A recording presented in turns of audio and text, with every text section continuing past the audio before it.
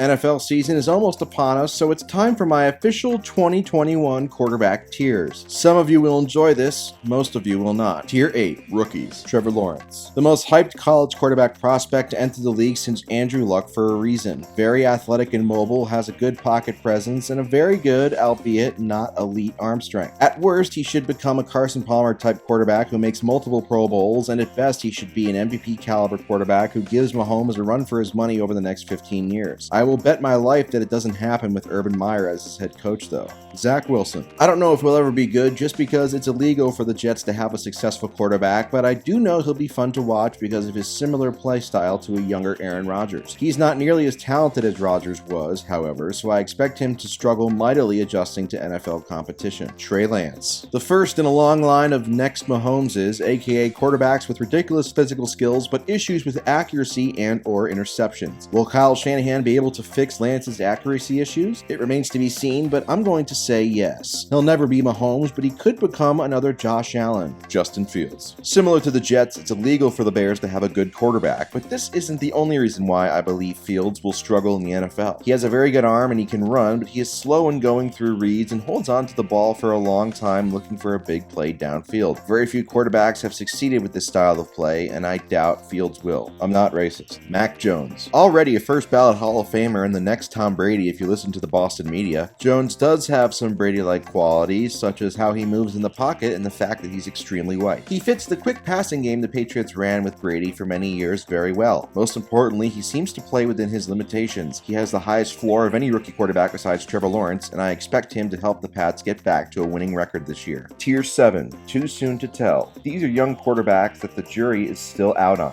Tua Tagovailoa. Even in college, I had questions about Tua's weak arm and being in a perfect situation covering up his flaws. Those concerns showed up in his rookie year. The biggest problem moving forward is I still don't know what he does well. He's undersized, he doesn't have a big arm, he gets sacked a lot, and he's not particularly accurate. Let's just say there's a reason why Miami is trying to trade for a guy who currently has 20 plus sexual assault allegations against him in order to try and replace Tua. Joe Burrow. I have not been impressed by Joe Burrow as much as a lot of people have been thus far in his career. I have major concerns about his weak arm, deep ball, and his pocket presence following a major knee injury. I get a lot of Sam Bradford vibes from him as a high-volume, low-efficiency quarterback without any elite traits. Of course, he plays for the Bengals, so his situation isn't ideal. Still, a first overall pick is supposed to be able to lift up a franchise, and I don't think Burrow will do that. Jalen Hurts. As an Eagles fan, I am extremely skeptical of Hurts as our starter. He was a breath of fresh air last year, but any quarterback would have looked better than Wentz did. Hurts is short, which causes him to panic and leave clean pockets frequently. He did show some big playability at times, and he isn't afraid to push the ball downfield to keep defenses honest. But in the end, I think Philly will be looking for another quarterback in 2022. Tier 6, Scrubs. These are QBs who are actively bad and hurt their team's chances of winning almost every single game. Andy Dalton. Not really much to say about Dalton than what already hasn't been said. He's the guy everybody refers to when talking about average QB play, and that was during his prime on some pretty well-built Bengals teams. Even at his best, he was never anything more than a solid QB capable of periods of above-average play, but he's now just plain bad. We all know his time as Bears starter will be very short. He's a good guy, though, so I wish him the best. Daniel Jones. Maybe I'm being a little harsh on Jones since he's only played 2 years, but I just do not come away impressed anytime I watch him. Every now and then, he'll have a nice throw downfield, but he doesn't have a big arm, his pocket presence is terrible, and he's infamously terrible at hanging on to the ball. He has very good speed, but he doesn't really use it. As an Eagles fan, I'm happy anytime we play against him. Drew Lock. He lost his starting job to Teddy Bridgewater, which is really all I need to say. However, he's a young QB with a huge arm, so it's inevitable that he'll get another chance to play at some point. Oddly enough, he's very adept at avoiding sacks, which is a very rare trait among bad quarterbacks, but he's literally terrible at every other facet of the position. Carson Wentz. It's pretty sad to see how Wentz's career has turned out since his 2017 injury. He was truly awful in pretty much every way in 2020. In addition to his injury history, he's always had accuracy issues and subpar pocket presence. I'm not sure if he is truly as bad as what he showed in 2020, but I don't believe even reuniting with Frank Reich will be able to get him back on the right track. Sam Darnold. I have never understood the Sam Darnold hype, even at USC. He doesn't have any physical traits that stand out, and his decision-making has always been terrible. Obviously, going to a team like the Jets didn't help, but there's no reason to believe he'll ever become a good player in the NFL. The only hope left is that he can have a turnaround after leaving Adam Gase the way Ryan Tannehill did, but I believe the few remaining Darnold apologists will disappear for good after this year. Cam Newton. As of this video, video, Cam doesn't have a team, but his 2020 season with the Patriots showed there isn't much, if anything, left in the tank. It's actually painful to watch him throw the ball at this point. A very herky-jerky and inaccurate motion. It's a far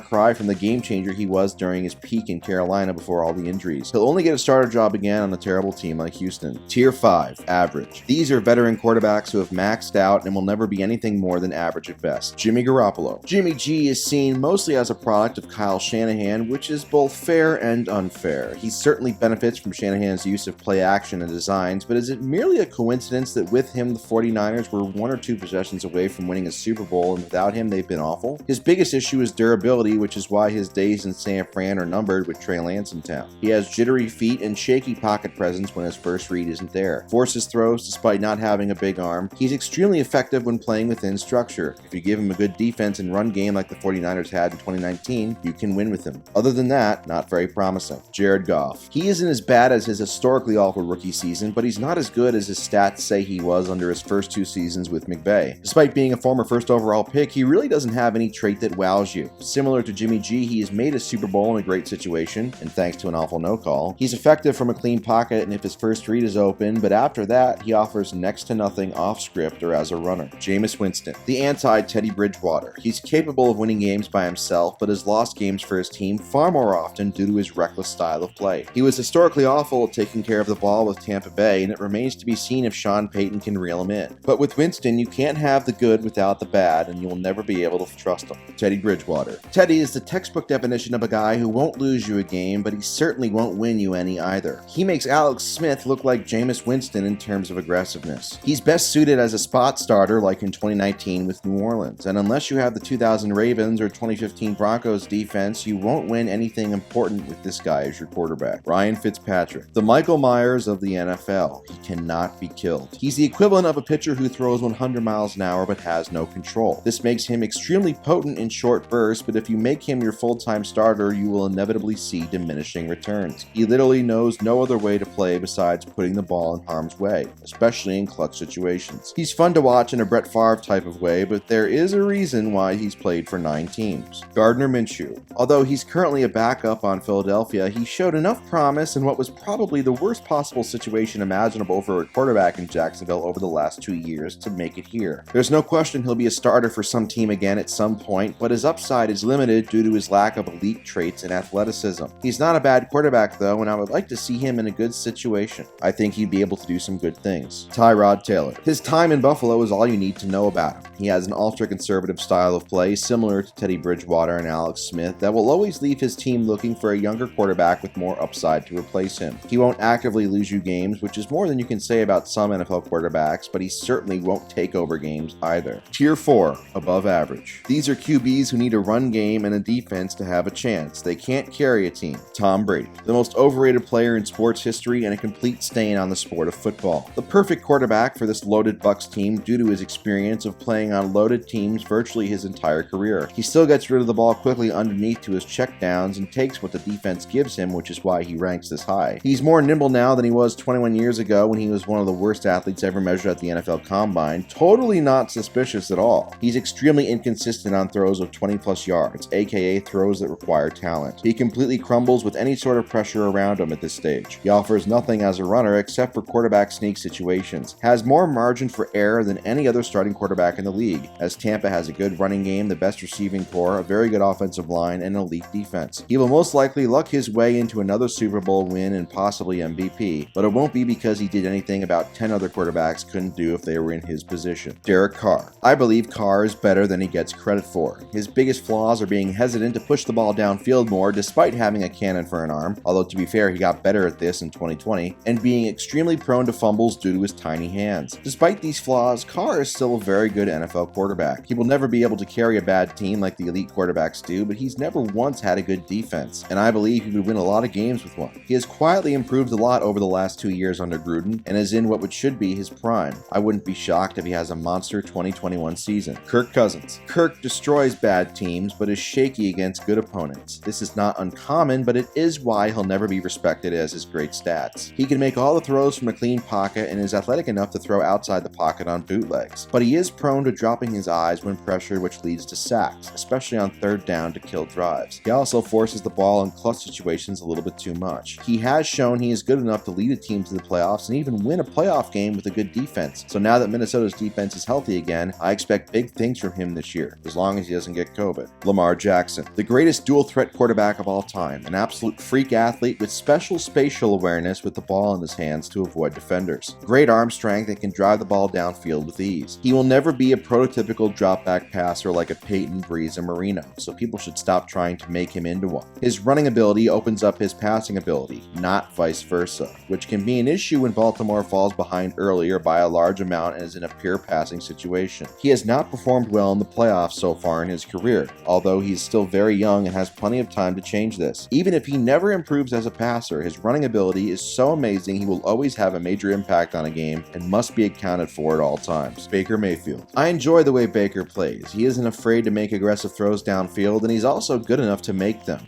most of the time. He's one of the few non-elite quarterbacks expected to win a lot of games, and for good reason. He has a great running back tandem, good receivers, and an excellent offensive line. His situation reminds me of another former first overall pick, Troy Aikman, on those loaded Cowboys teams from the early 90s. The difference, though, is that those Cowboys teams had great defenses, whereas this Browns defense, well, it's questionable. Baker's short stature will always hinder him, as it does for every short quarterback not named Drew Brees, but it's not a fatal flaw. I'm not sure he will ever be elite, as he has struggled against top competition so far, but he is more than capable of slicing up defenses in the Aikman role of throwing it 25 to 30 times a game to complement his run game. If the Browns have an above-average defense this year, they could be a dark horse Super Bowl contender. Matthew Stafford. People make a lot of excuses for Stafford. He's a solid quarterback capable of stretches of very good play, but his offenses have almost always finished mediocre. It's not for a lack of talent either, as he had Calvin Johnson to throw to, as well as guys like Golden Tate, Kenny Golladay, and Marvin Jones. It's true he never had much of a run game or great defensive support in Detroit, but this does not change the fact he has simply never been good against good opponents. Stafford has always had one of the strongest arms in the league, but his accuracy has been inconsistent and his pocket presence leaves a lot to be desired. Now that he's in LA with Sean McVay and has an elite defense, there are no more excuses. Maybe he can reverse the narrative and win big there, but I have extreme doubts. Kyler Murray. I am not as high on Murray as many others seem to be. He has good counting stats, but on a per-throw basis, his efficiency leaves a lot to be desired. He has great mobility with a good arm, so there is certainly the potential for him to lead a more explosive offense, but there will always be questions about his durability due to his size, as we saw at the end of last year. I don't believe he'll ever be an elite quarterback, but I also don't think he's had the best coaching thus far to help him reach his potential. I'd like to see how he does under a different head coach before I make any final judgment. Matt Ryan. For better or worse, Ryan is a remarkably consistent quarterback. Every year you can pencil him in for 4,500 yards and 25 touchdowns at least. He's never had any elite physical traits and has always gotten by with his anticipation, which is why he can be a productive quarterback into his 40s if he wants to. His biggest flaw has always been his inconsistency in finishing off drives in the red zone. He's also prone to taking sacks at bad times, Super Bowl 51. Some believe he has held the Falcons back over the years, but I am of the belief that the Falcons' defenses have held him back from winning more. In 13 seasons, he's had a top 10 defense just twice, and in both those 2 years, his team went 13-3. He's also a few plays away from having a ring on his resume, which would almost certainly have him in the Hall of Fame already. He's not good enough anymore to win with a bad defense like he did in 2016, but he can still win a lot of games if the Falcons' defense ever wakes up completely shot and has made the Steelers extremely predictable offensively. This will probably be his last season of the league. He's still capable of good play for short periods of time, but can no longer take over the game the way he did in his prime. Despite all the short throws, he still has a penchant for throwing bad interceptions as he did in the playoffs versus Cleveland. However, even in his current state, he is still the best option on the Steelers, which is sad. Tier 3, franchise quarterbacks. These are quarterbacks you can win a lot of games with, but have a hole or two in their game that need to be accounted for. Ryan Tannehill has had one of the greatest career turnarounds by any quarterback in NFL history since becoming Tennessee's starter. A super high efficiency, low volume quarterback in the mold of early career Ben Roethlisberger and Russell Wilson. Overshadowed a lot by Derrick Henry's presence and the fact that he plays for Tennessee. He should get even better with the addition of Julio Jones. His numbers are a bit inflated due to a lot of play action, but he has shown he can still make difficult throws when asked. He needs a great playoff run to truly get the respect his regular season performance has deserved over the last 2 years. Tennessee certainly has the offense to do that, but their defense is ugly, so the jury is still out. Dak Prescott. Dak's value was shown last season as the Cowboys' offense fell off of a cliff once he got hurt. He destroys bad teams, but has been shaky against good opponents throughout his career, which is what holds him back from ranking higher. Not a physical freak in the mold of Josh Allen, Mahomes, or prime Cam Newton, but is still a threat to break contain and can finish off drives himself around the goal line. He has good accuracy to all levels of the field, field even though he doesn't have elite arm strength. A bit of a stat compiler, but if the Cowboys give him a good defense, they will win a lot of games. Justin Herbert. Barring some unforeseen drop-off, Herbert will be shooting up these ranks in the very near future. He has an ultra-rare combination of arm strength and mobility and can make every throw imaginable. His biggest weaknesses are simply inexperience and the fact that he plays for the Chargers, which will surely prevent him from having the team success that he should. He was shaky in clutch situations as a rookie, but there's no reason to believe this isn't fixable. If he reaches his full potential, he could approach Mahomes in terms of impact, which is scary. Tier 2. Elite. These are quarterbacks who frequently carry their teams, but not quite as consistently as Tier 1. Josh Allen. Always had the freakish physical tools, but has now combined them with accuracy and pocket presence to become an absolute monster. He can still be reckless at times, taking chances when he doesn't need to, and can be prone to fumbling, but he's already better than most people, including me, ever thought he'd be. Only 25 years old, and he'll only become more unstoppable as he gains more experience at diagnosing coverages before the snap. Russell Wilson. A threat to score from anywhere on the field at any time due to him being the best deep passer the NFL has ever seen and his elite mobility. These traits make him one of the most feared quarterbacks to face in crunch time. When he's on his game, it's as good as any quarterback to ever play, but his bouts of inconsistency every season are maddening. He's prone to taking sacks, which is the trade-off for always looking for the big play. Has proven that his early career success was not a product of the Legion of Boom, as he's single-handedly kept Seattle in the playoff hunt every year while his defense has declined. Maybe this will be the year he finally puts it together for a full season and gets some MVP votes. Tier 1. Gods. The best of the best. They can do everything at an all-pro level in any situation imaginable. Aaron Rodgers. Makes every throw imaginable both in and out of the pocket with freakish accuracy and still has the mobility to scare defenses. Age and collarbone injuries have taken away some of his mobility and arm talent, which barely drops him to 2 on my list behind Mahomes. However, he still scares defensive coordinators as much as anybody, and is the sole reason Green Bay has remained relevant for the last decade. Now give him a fucking defense, for God's sake. Patrick Mahomes. I mean, what can you say? He does everything at an exceptionally high level and has no discernible weaknesses, other than the fact that he can't block for himself. He single-handedly makes his team a title contender no matter who his teammates are on either side of the ball. He is already a Hall of Famer after just 3 years as a starter, and he will